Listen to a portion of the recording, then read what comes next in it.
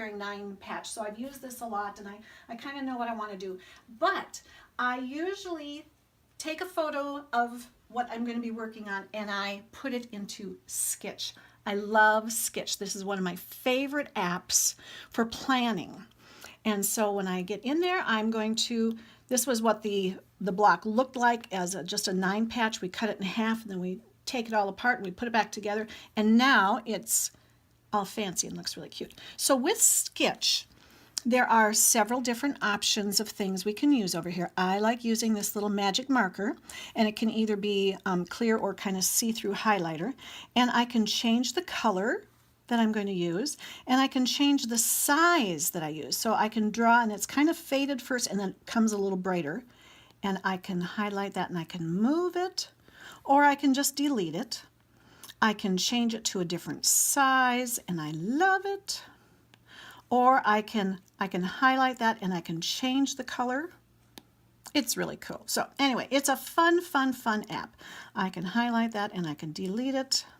Alrighty, so what I do with this is I plan, okay, where am I going to go when I'm stitching my ditches, and how can I go around here the best without crossing over too many times, and I can do it many times before I finally figure out exactly the path that I'm going to go. I'm going to come around here, and if you follow all the way around a square, then you come back to the same point you're at.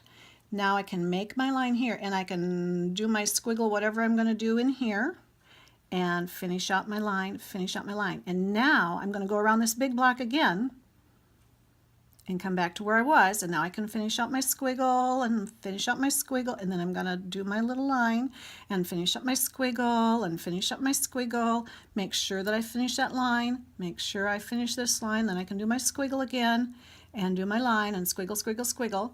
Okay, and now you can see that I've got almost all my ditches wiggle ditched, except for this one and this one. Whoa, move the whole thing. And this one.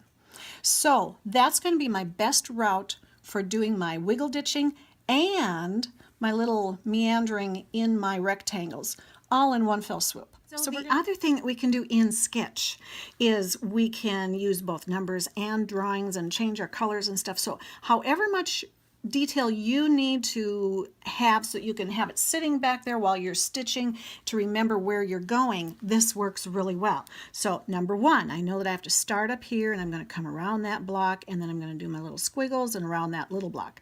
Then number two, I'm going to go around this big block and then come down and do my squiggles, and then here's 3 to get the rest of those, and then I also have to finish off those last couple of corners for my wiggle ditch. Now I can plan even further, and I can figure out that I want a flower over here. If that one doesn't work out, I've got one more that I can memorize, or I can just duplicate that one, and then I can combine them and put them here. And anyway, you can plan it all out. And then we can also look at texture and things. How do I want to backfill and interfill and whatnot? But again, with the elements so that they all play nicely together. I've got that little wiggle ditch going, wah wah wah there, and I've got this little meander over here, and again I've got that little wah wah going there, and then around my flowers, again I've got that nice little wiggle going, and then I can take a look at what do I want? Do I want to backfill just the outside, or do I want to infill in between there? And I can kind of look and see style. I can do it on Skitch, or I can do it with magic markers on grid paper and graph paper and things like that. And yeah, so I've planned it out and look at it before I actually stitch it out.